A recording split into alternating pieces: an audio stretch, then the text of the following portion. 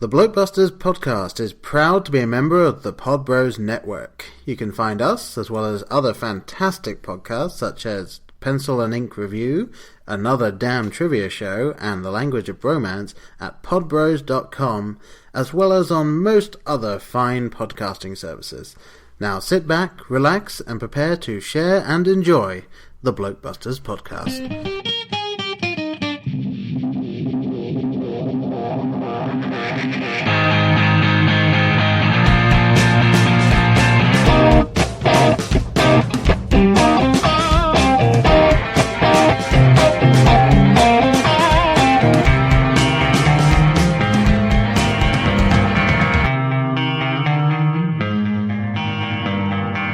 Welcome to episode 65 of the BlokeBusters podcast. I'm Paul. And I'm Brian.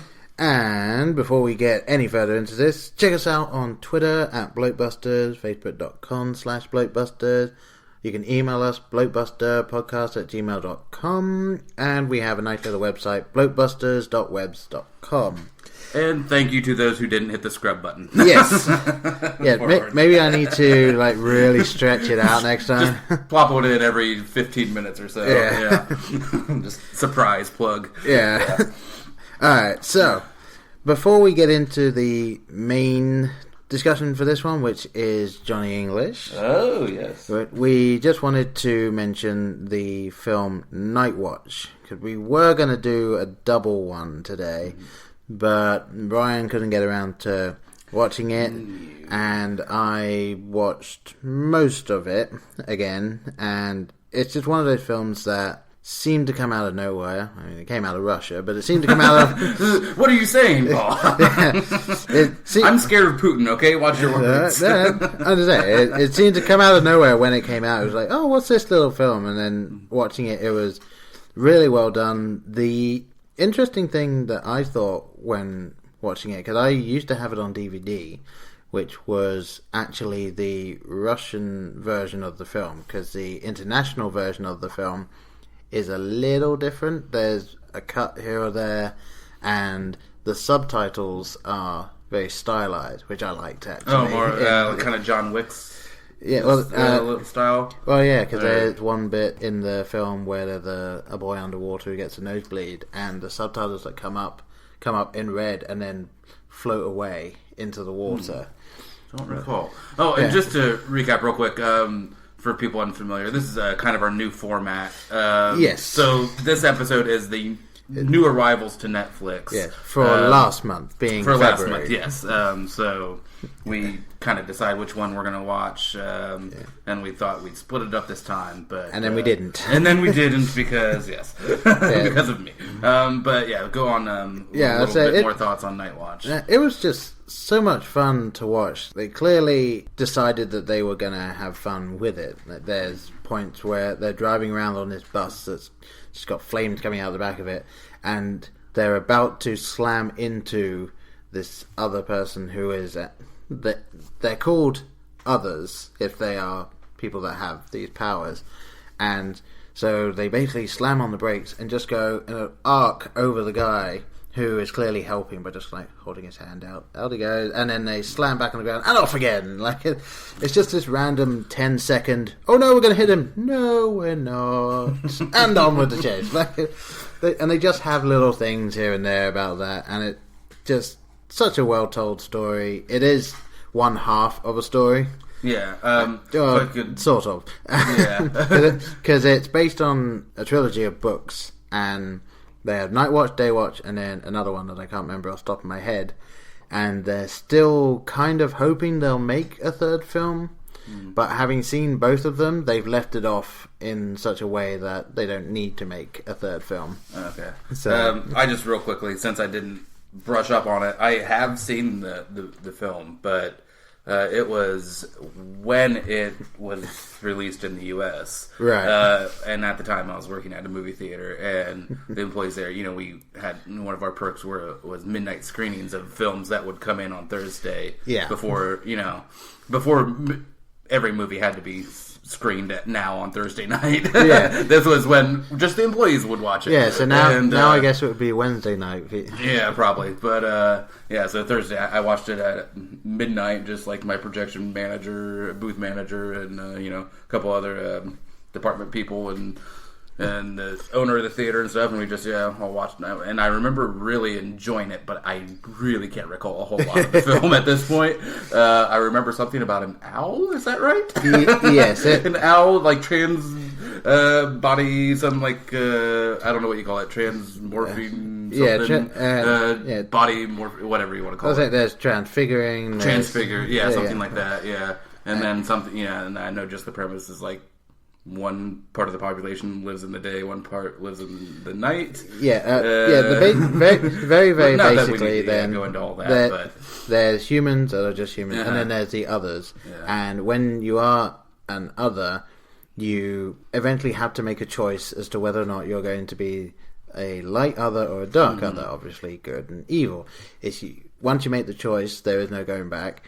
And what happens is, because of a war that happened centuries ago, the two people that were kind of the leaders of the factions figured out that if they were just going to keep fighting, everyone would die. They was evenly matched. So they created their own system where the good guys police the bad guys and the bad guys police the good guys, so that if there's any checks and balances if there's any person on one side breaking the law, then they will police it. The other side will police them.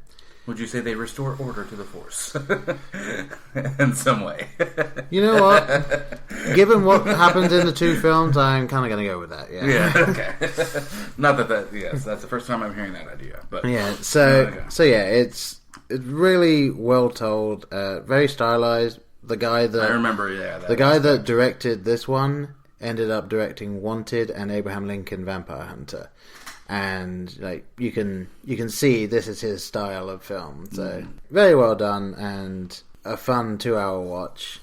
And I do need to check out Day Watch at some point. I know I had started at one time or another, but I have not finished it. So I probably just need to run back to back. Yeah, I actually think this is the second time that Night Watch has been added to Netflix, because it came and it went, now it's back in. So if you do decide to watch it based on what we just said, watch both of them before Day Watch disappears for a while. Oh, that one is up there, or has been up there, I guess? As far as I know, it's still on there. All right. All right. Okay, so on to the podcast you've all been waiting for, folks. 13 years in the making. Yes, indeed. 2003's Johnny English. We are always timely and relevant. But hey, this time we can blame Netflix. Yes, we can. We had a small list to choose from as far as feature films. Yeah, it was kind of weird, actually. We don't really want to take on TV series, because that's not really what we're doing. Yeah, but, unless it was a short enough one. I'm going to go for 3 or 4 parter miniseries or something. Yeah. But yes, so Johnny English. So, nuts and bolts then, directed by Peter Howitt. Did you know he directed Scott Pilgrim?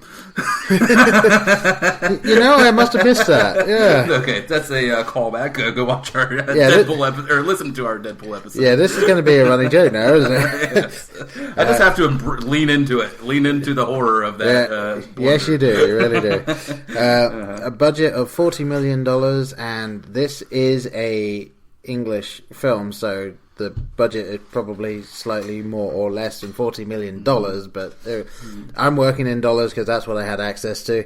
And a box office of $160,583,018. Not too bad for this little spy spoof. Yes, making $120.5 million over budget. I'd say that's doing quite well. I would agree. Yeah. And for whatever reason, I didn't write down the people that are in it. I know. We kind of know, but I know 2 of them. 3 of them off the top of my head. Shall I attempt a plot synopsis?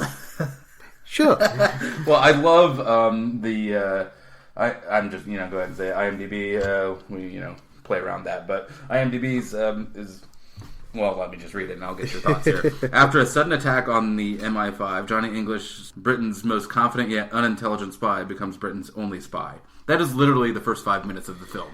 It is. That's also an incorrect synopsis because, as he says several times in the film, he is MI7. So multiple errors in that, because that's really, I mean, if you really want to care, I mean, I don't think the plot is where we should really focus our attentions for too long, but probably not. I mean, essentially, you have the wonderful John Malkovich playing Pascal Sauvage, who is the Bond villain, as it were.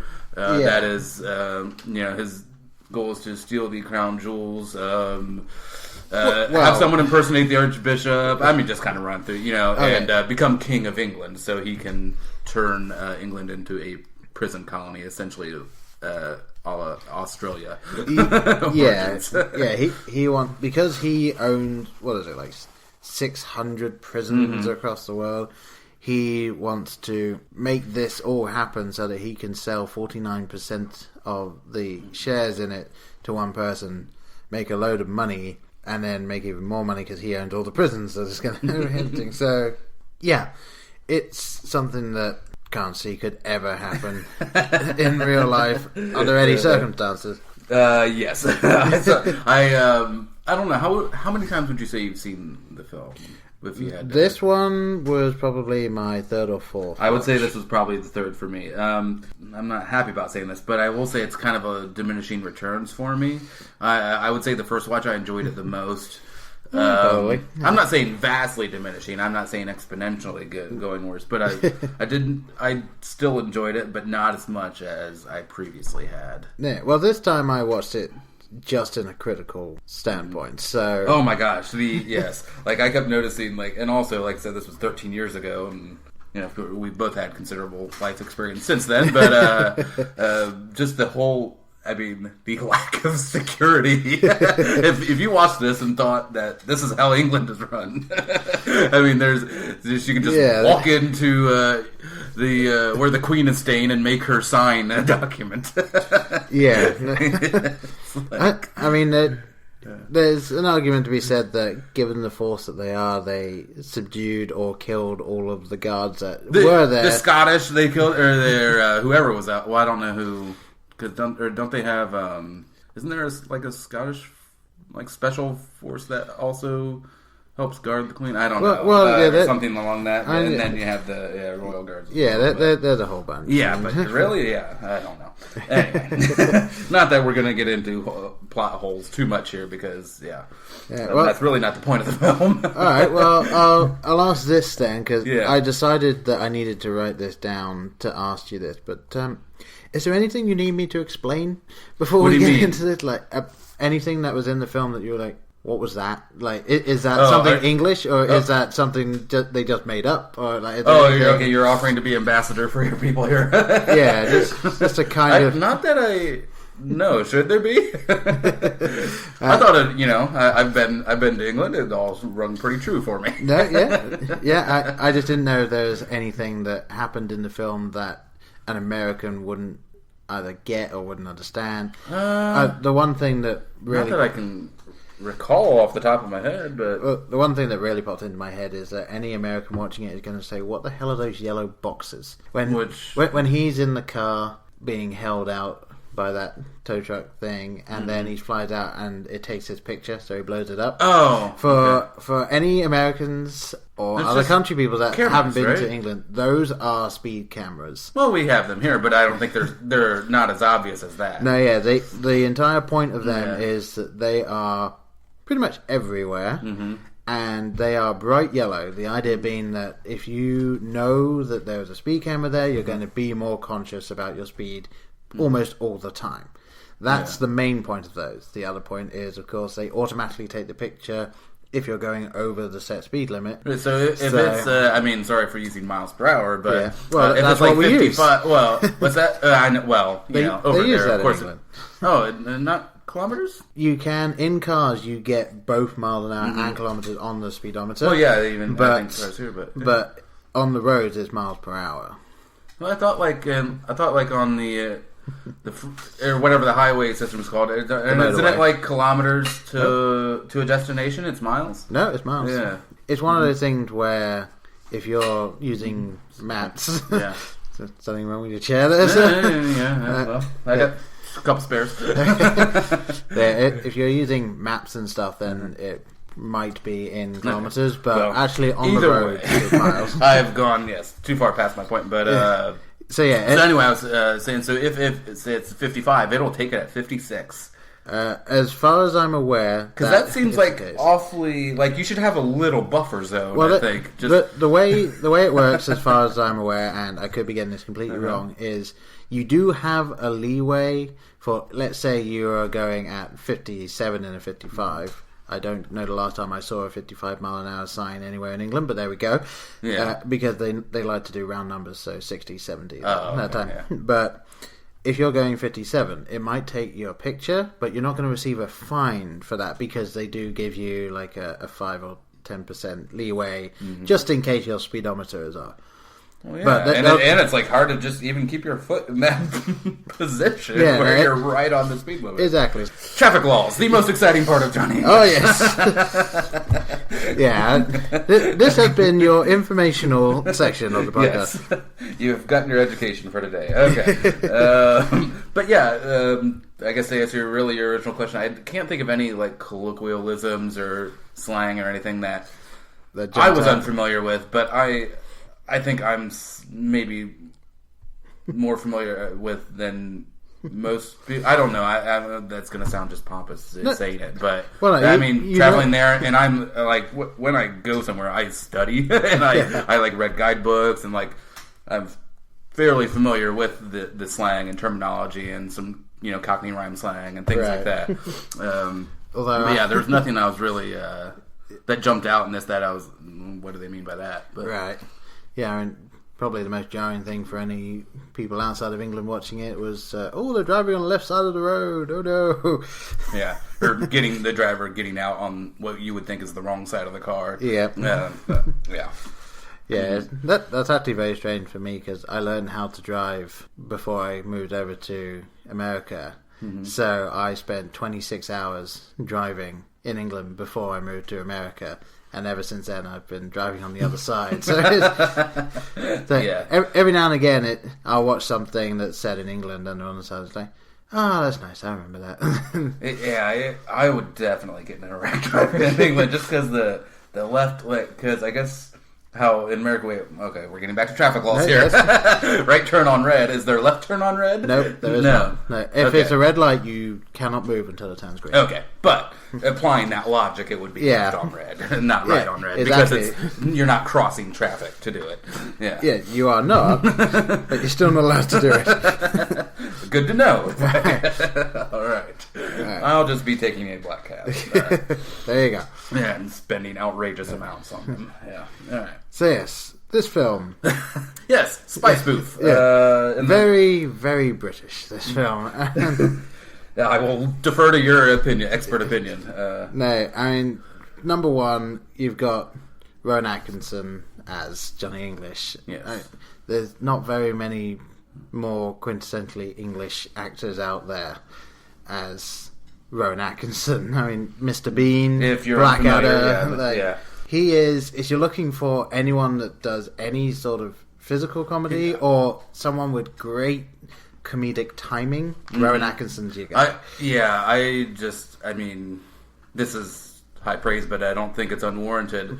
I would put him up, I mean, I would love to have seen him in the day of like Chaplin and Buster Keaton as far as what they could do physically. Oh yeah, he was, I think he's right there with them. He was born in the wrong century. Because he uses space so brilliantly. Yeah. Just angles. I mean, the thing that's coming to mind now is when the jewels have been stolen, and he's subduing the assailant behind the somewhat closed door. And pushing the chair off of him in a deathly struggle when there's no one there. And that it was just beautiful. That's one of the things that he's best at. Like, there's so many great old videos you can find. Do look around on YouTube. There's one which I believe it was for the Secret Policeman's Ball. I might be wrong. It could have been one of his stage shows. But it's him on the Tube, which is the underground train system in England. and he's being assaulted by the Invisible Man. And it's just like 3 minutes of... So pretty much that scene again, just maybe a little longer. Yeah. Yeah, just again and again just being assaulted by this guy. And then, no, wait, he decided to leave him alone. Okay, now he's back to like Fight Club or whatever. Just the narrator punching the crap out of himself. Reactions is his thing, and yes, so well. Reactions and physical comedy. I will say there was a certain type of gag that did start to get on my nerves in this watch, which was, I mean, it's the something's happening behind me that I'm not aware of. So I think. I don't know if you can count the explosion as one because he hears the explosion, but that one is just a purely that one's purely visual and reaction. Like that's that one. So that one's all right. Everything else seems to be either something is happening directly behind. So I wrote down a few examples when he's slandering. Pascal Sauvage to Lorna, and Pascal is right behind him. Yeah. When the crown jewels are stolen, and he's standing in front of them and talking about how important they are. Yeah. And then the hole that the thieves dug up, and he's standing in front of. So I mean, and those were all pretty close together. Oh yeah. So that's I think why it got old for me there. And also, it wasn't behind him, but he was distracting someone else from it. The secretary. Being wheeled out by the paramedics. Oh, yeah. But there he was aware of what was happening. And he was trying, it was reversed. He was trying to keep the other person from noticing. Yes. So maybe if it had continued alternating, maybe that would have been better. But I'm like, because, you see that, it's a trope you see in movies at least once or twice, like, he's right behind me, isn't he? Yeah. Or, something like that. But I like that it wasn't that line, it was just the horrified. Yeah. And of course, since you've been watching Futurama recently, the Bender like, oh, is she behind me? No, I'm in front of you. Yeah, one of my favourite little jokes. Yes. Oh, where did that matter? Yeah. Right. Alright, so shall we just quickly run through the rest of the cast then? Sure. So we've got Rowan Atkinson as Johnny English, Natalie Imbruglia as the female love interest. She's she Australian or English? Oh, yeah, Australian. Yeah. She's Australian, but she is now also has British, English, Scottish, Welsh, and Irish ancestry on her mom's side. Yeah, and so I think it was a couple of years ago she got British citizenship. So yeah, most people know her for her singing career in the '90s. Her hit song "Torn." But yeah, quite fetching, if I could say so. Yeah, but there was actually, speaking of the Torn thing, there was actually a video that I first saw a couple of years ago. There's a comedian who does a lot of physical reacting to the lyrics of the song. Like, he'll mime out the song as it's playing, and he did something for, again, the Secret Policeman's Ball, where he performed the song Torn. He's like just standing there, not moving very much, but just like flinging out his hands and like pretending to like hit a vein and stuff like that. And then halfway through, Natalie Imbruglia walks out and starts singing and performing as he does on screen. And then when I watched this, I was like, "Who's that?" That was her. Oh, okay. So I guess I watched this probably about a year or two after it had come out, probably 2004, 2005. But I remember thinking, like, I thought she should have had a bigger acting career after this. I thought she didn't do too bad of a job. And she's beautiful, and I think that's pretty much all. I mean, for a superficial business, I thought that would be more. I mean, apparently she was in Mr. Deeds, and I don't recall who she was in that. Possibly no, she wasn't. Winona Ryder was his main love interest in that. Yeah. Oh, maybe. Or no, yeah. Wait, am I confusing? Yeah, that's right. I'm confusing all the Sandler movies as you might, because they are all the same. Yeah, I don't remember who she was. Probably a production assistant to the main reporter. I don't know. Who knows? Yeah.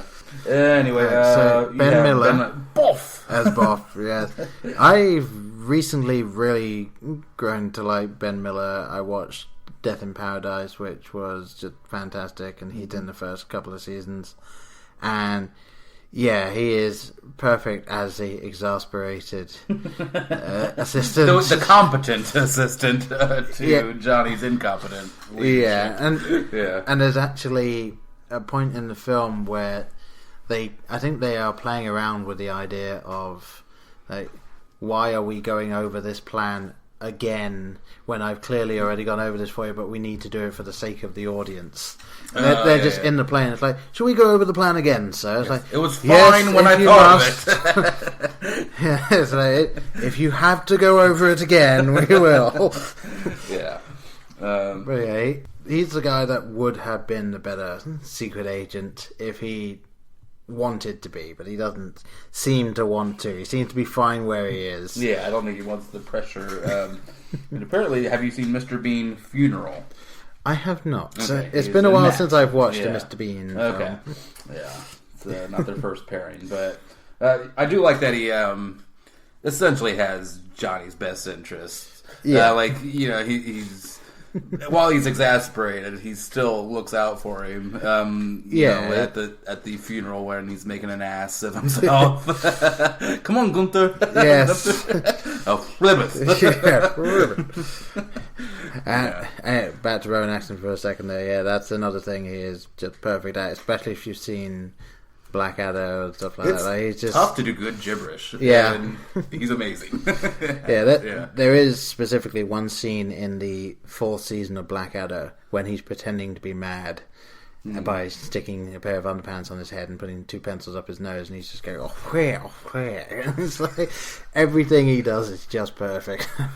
And yeah, there's so many great little scenes in this film, I think, that just add up to it being quite nice. Now, I will freely admit right now that it is by no means a great film. You took the words right out of my mouth. I was, when am I going to say this? Like, we're talking it up like this is this must watch, you must go see. I think it's, for most people, an average or maybe below average film. Well, for one person at least. Well, I would. I mean, you know, if you're looking at Rotten Tomatoes or Metascore or any of those kind of measuring tools that we have these days, I would say probably average or below average for most people. But if you are appreciative of physical comedy, of Rowan Atkinson in particular, and of spy spoof genre, I was going to say that lends it a little more. Yeah, if you're maybe a little fed up of the James Bond franchise and you want something to watch that kind of pokes fun at most of those, separate from, say, Austin Powers or something like where it's a completely different beast. I haven't seen it yet.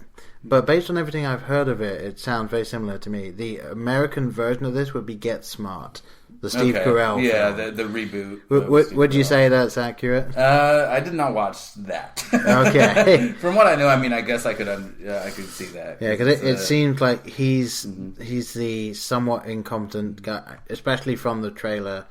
The one thing that pops out to me is the whole the element of surprise as he throws the phone, but it doesn't actually do anything. That seems very close to this, but I feel that depending on your sense of humor, you'll lean one way or the other. Because obviously, this is a very British film, very dry sense of humor, whereas I'm sure Get Smart is much less. So I can't speak to that. I don't know. That didn't appeal to me, and I was not around for the I think television series or whatever. No, I never haven't watched caught up with that. So sure, it's like that. Sure. Yeah, in fact, then the other version I would say is probably the Spy Hard Leslie Nielsen thing, but that one's more just joke after joke after joke after joke, whereas this takes its time and allows Rowan Atkinson to be Rowan Atkinson. Where to jump to from here? Well, obviously there's John Malkovich as Pascal Sauvage. Yep. So, as I was talking to Brian beforehand, a lot of people would probably look at this and think, wow, that accent's a little bit forced, a little over the top. I grew up hearing people with French accents speaking English because my aunt moved to France, and therefore I have an uncle and two nieces who are French and have learned English to some degree, and while it may not be quite as pronounced as he's doing it, he's actually not doing horrible. Which isn't hard to believe, because John Malkovich is, I think, an amazing performer, but he does, I mean, not saying this is in that canon, but he does seem to do a lot of shitty movies. But I would expect him to bring his A game to anything, so that's not surprising. Yeah, it would be a good There's no point in this film that you could realise that he's actually American. That doesn't come through, and that might be actually one thing. That is something I need, to ask you about. Is Johnny English representative of how England feels about France? That is the stereotype, I'll give you that. The idea that people in England or whatever he says believe that all of France are cheese-eating surrender monkeys. No, I mean, most people in England don't really care one way or the other, but the stereotype is that English people hate France, mainly because whenever there was Do you think it's in good fun, or do they actually, a lot of people actually like believe that? I think there's any venom in it, or not? I think it's the same way as in America. You'll have people that rip on Canada or get scared. Some people will unfortunately feel that way, but most people are just like, this is the stereotype. Let's have fun with it. Yeah, and they definitely the French, the English French hating each other stereotype. They did it very well in this film. they milked it for all it was worth. But and it's a fantastic. One of my favorite little pieces of writing in the film is you have a guy called Chris Tarrant who, trying to think of something that anyone would know him from. For American people, he was the English host of Do You Want to Be a Millionaire? Among other things, but that's probably the only thing I can think of that Americans would have even heard of. So there's that, and he plays a radio host who's talking about, well, since, this guy's going to be on the throne, we sent out... yes, thank you for bringing this up. We sent out the call asking for your top 10 things that you like about France. We haven't received any calls at all. But the lines are open, So we haven't received any calls yet. Possibly the best thing they could have done. Fantastic little piece of writing, and probably indicative of the whole stereotype. I think that pretty well summed it up. I think I had to state at this point, obviously, since it's clear that I enjoyed the film, you seem to have enjoyed the film. Yeah. My wife hates this film. Okay. We were sitting down watching it together, and she just had the look of, why are we watching this throughout the entire film? Like I was saying, I didn't get a whole lot out of it this watch. It grew a little tiresome for me this time around, if I'm being honest. There are things I still really like about it, but it did just strike me as average this time around. No, that's fine. I know, you weren't the director.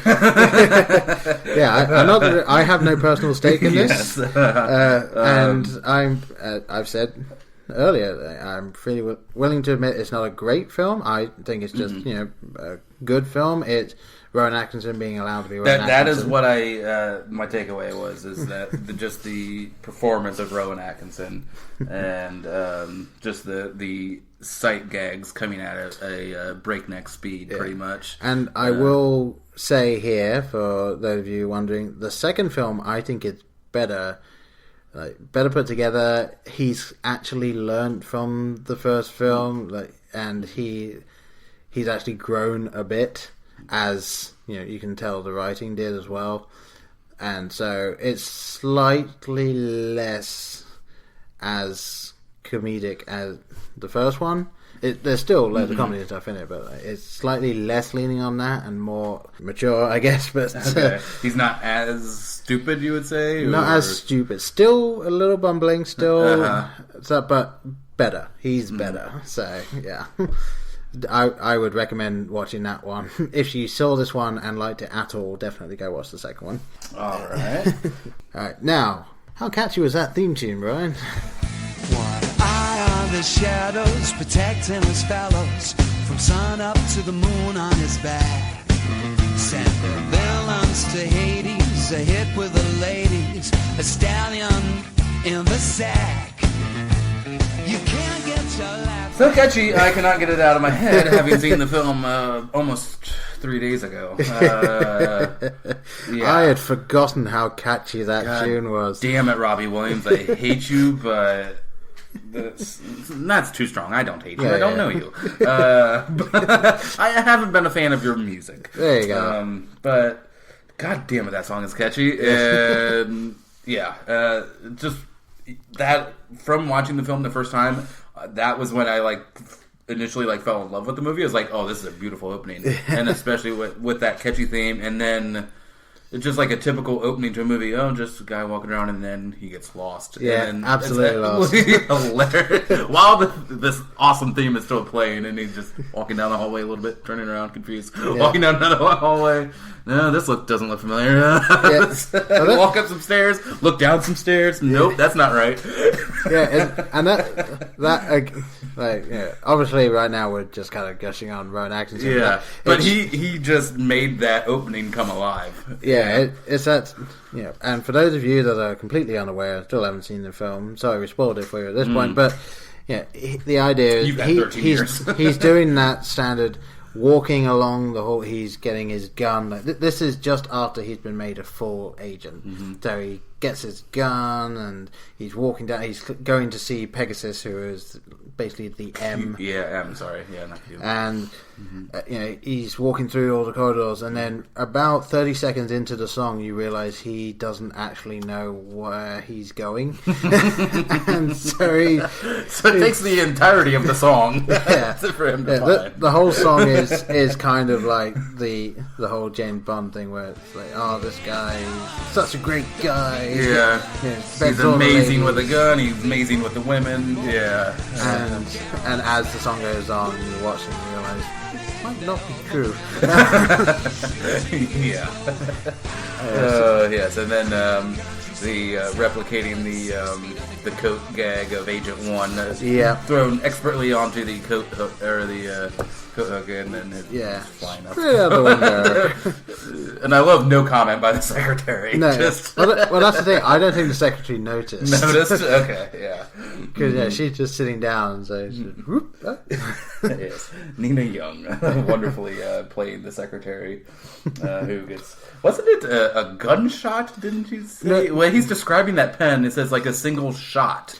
Well, should she not be dead? Well, no. I think the idea is some sort of tranquilizer. Paralytic. Or something. But I could have sworn the dialogue was gunshot or shot or something. A single bullet or something like that. Because all he said the old service pen, which obviously you think service revolver when you get a service, and it said completely innocuously untrained eye, but click it twice and you can just hear choo, and then down she goes. And yes, the beautiful physical trying to prevent Pegasus from seeing her behind this. So and I had to say, if you are looking for something that basically sums up what Rowan Atkinson can do in a scene, just that little shuffling as you move around like that. That's a little sidestep. That kind of sums him up perfectly. It's just a little, I'll just come around here. What's that over there? His energy just must be insane. Because multiple takes, just to do that every time out. And he's one of those guys that no matter what, he always seems game for it, and he's not necessarily quite like some of the more modern ones where he'll do a different one every time, but he'll definitely play around with it, and he's able to give the same performance every time. He's able to whittle it down, so it's always fun to watch him. Yes, I will say, you do, I think, need to be a fan of that type of comedy to appreciate it. But that being said, I don't know why you wouldn't be. Well, some people aren't, and people are entitled to their opinions. They are entitled to be wrong as well. Whether or not their opinions are right or wrong is up for debate. But that's still, like I said, what I can appreciate from this movie this time out is how brilliant of a performer he is. It's one of those things where The plot is not necessarily complicated, and there doesn't need to be unpredictable. There doesn't need to be a huge number of famous people in it, and it's just let's just get all of these good actors together. That obviously Rowan Atkinson, John Malkovich are brilliant actors. Ben Miller's really good. Natalie Imbruglia actually did quite well. Yes, I thought and they the writing and the performance just comes out through there. And to be honest, I don't know what rating I would end up actually giving this film at the end. Because obviously I like it more than I should if I was going to critically look at it. I would probably give this film everything here. I'm going to go with a minus 3.5. I think it's not the funniest film in the world. It's not the best acted film in the world. And there's a couple of odd little choices and shots that I can't even think of off the top of my head. But it's okay, that was an odd way to go. But it's just fun. It is. It's something. If you don't want to, if you're thinking have time to watch a movie and you're not feeling like, oh man, I like a film like Spotlight or something like where you have to focus and it's going to drain you emotionally. There's pretty much any Oscar nominee of this last year. If you just want something a little lighter that you can. Maybe I'm not recommending, but not pay attention to for a few minutes. You're not going to be lost. You're not going to. Yeah. You don't have to pause for a bathroom break. Let me put it that way. You'll be fine. Unless it's, of course, one of the. I would say if you're watching the film for the first time, I think there are just a couple of true, genuine belly laughs in there, and it's worth that for me. It's kind of why I still watch The Simpsons from time to time. Right. I don't think it's that good anymore. But still, every episode, there's still one joke that just gets me and catches me off guard, and that happens at least a few times in this. I think the best part in this entire film is from when they jump out of the plane until he's finished with Pegasus. Just that whole section there. And I'm not even going to say what's in it. It's just that section there is the best part of this film. What results from him not taking the locator or whatever. Yes. That and then the rings as well. So I guess if I would put a rating on it, I would probably be around a minus 4.5 for me right now. Right. Slightly above average. Watch it for Rowan. And they're the sight gags that are in there, and then just his physical performance are just like with the clip of the gun falling out, and just and then the slide of the gun falling off. That didn't sound like Filch, did it? That's actually something that I thought I would point out as well. He never fires the gun in this film. At no point in this film does he successfully fire a gun. The thing he fires, I think, is the pen. It's something that I decided to look out for when the first time he tries to fire the gun and it fails. I was like, I'm going to keep an eye out for it. And he does not fire one bullet. The very last time, it's full of poo. Yes. It's just a bit of poo, Paul. Yes, no, for heaven's sake. With its own farting sound, which, as implausible as it is, was still slightly amusing. Yes. I don't think it's going to make a sound coming out. No. But yes, let's not argue gun mechanics. Let's go back to traffic law. Yes. No. Right. I'd say it's like you were saying, it's a nice, worthwhile, lighthearted watch. And as I said before, the second one is better. So okay. Well, I guess I have my afternoon planned. There you go. Alright. I very quickly put out something on Twitter before we recorded this, and I was genuinely surprised at how many people got back to us. Now, the first two are going to be interesting, because Drew at the Last Row podcast says, sorry guys, I haven't seen that one, although it's been on my list. So thanks for bringing that up there, Drew. And the guy from True Bromance podcast said, never seen it, sorry. So very, very helpful stuff there. Yep. And then the ones that actually had seen it, Andrew from the AB Film Review, and for those of you keeping track the Deadpool episode, he was the one that said the comment that we talked about then. he says it's the only film I've ever walked out of. Yeah, so I reached out for comment, and it seemed as though when we hit record that there wasn't going to be I think said all he needed to say. Yeah, a further thing with that, but he did get back again when I asked what it was, and he said mostly Rowan Atkinson and just it being painfully unfunny.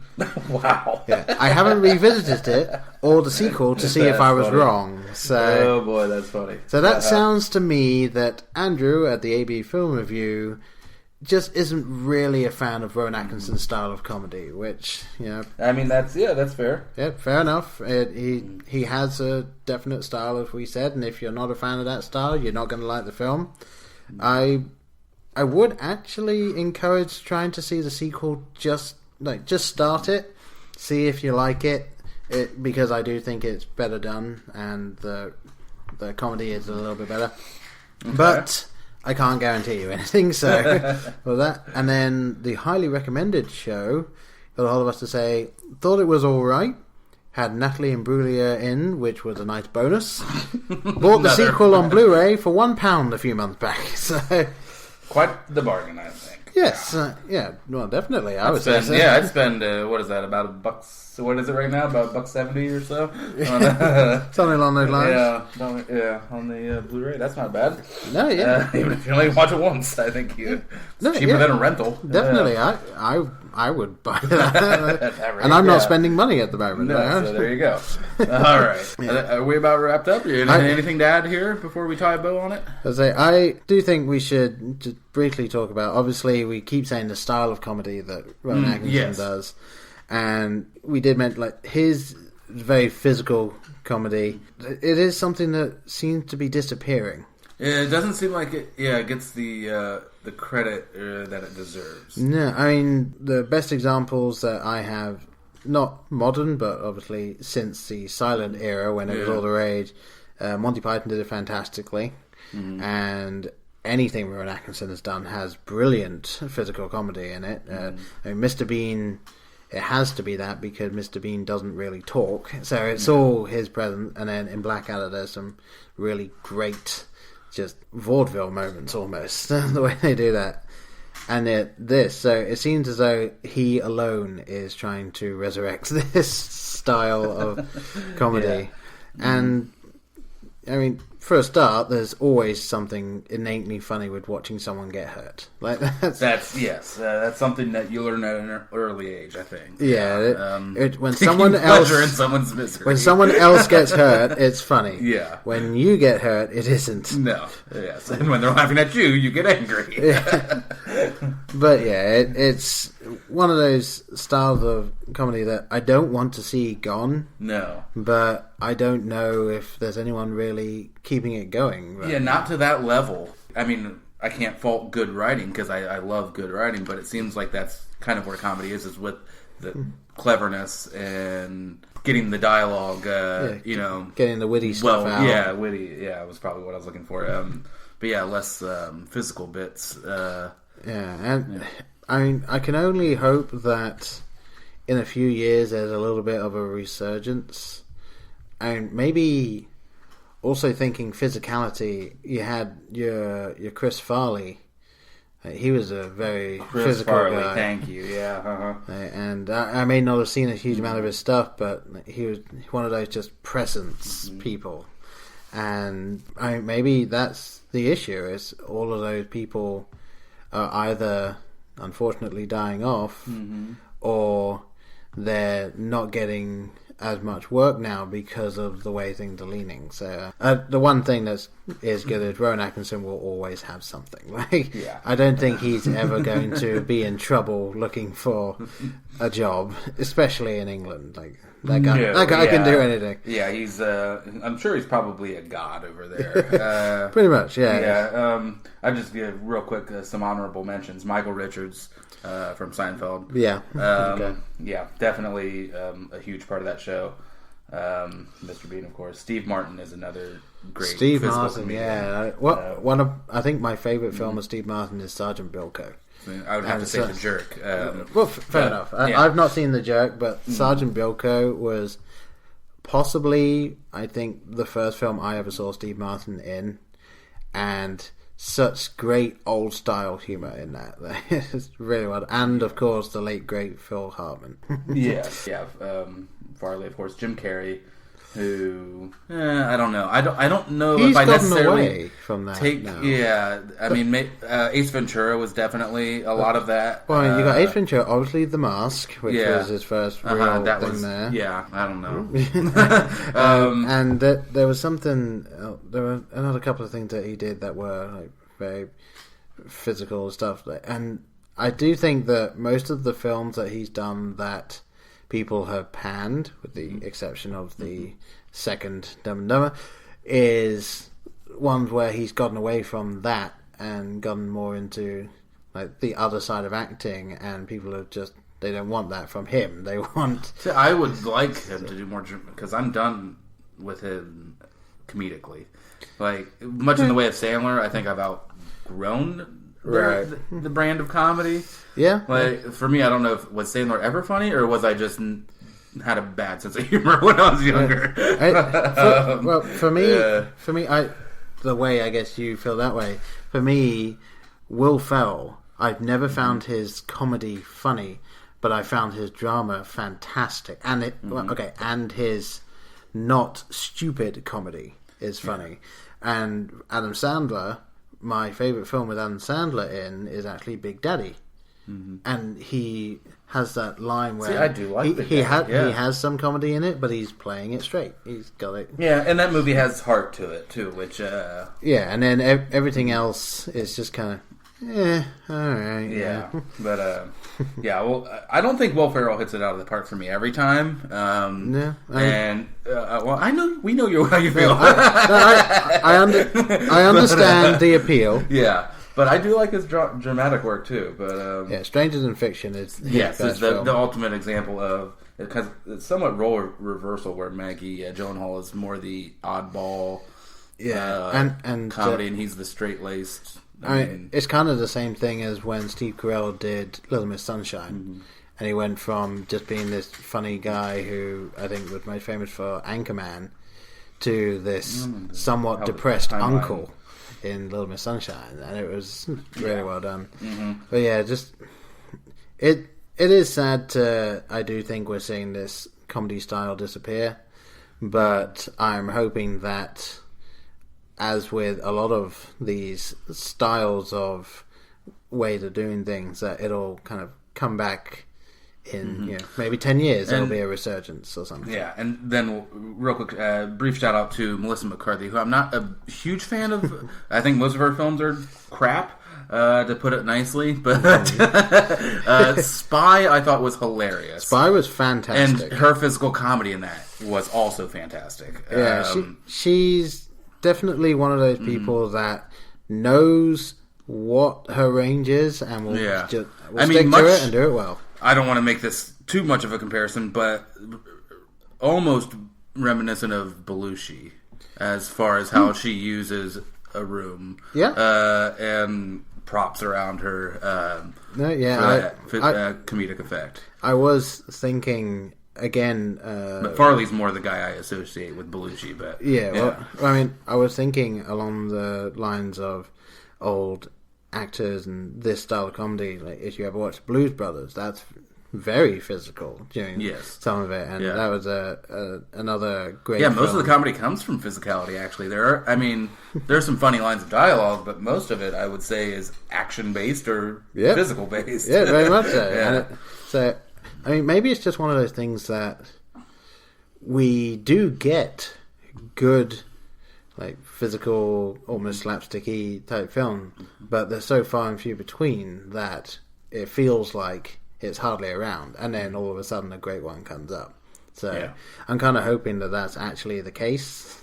I hope. Well, I know Paul just had me watch the Ghostbusters trailer before we started recording, and I hope there's more of that That's part of its charm. I hope is a big part of its charm. Yeah, physical comedy. It definitely seems like they're willing to go with that. And I'll go on record right now as saying that the trailer should have ended 30 seconds before it did. Yes. Now, I think it'd be fair before we go, there is bad physical comedy, too. Oh, yeah. There are we're not saying anytime, something physical happens, it's hilarious. Like, I'm done seeing the diaper getting changed and the pee in the face. I'm done with that. Yeah. There's a ton of those physical tropes that are just played out. And the guy that slips on the same piece of floor 50 times before he's able to move along. It's one of those things where, obviously, the standard comedy rule is if it happens 3 times, it's funniest the 3rd time. And then if you want to do it more, you have to do it another 15 times. Because then you get sick of it, and then it's funny again. The Sideshow Bob stepping on rakes, for instance. It starts to great, and then it's just funny at the end again. But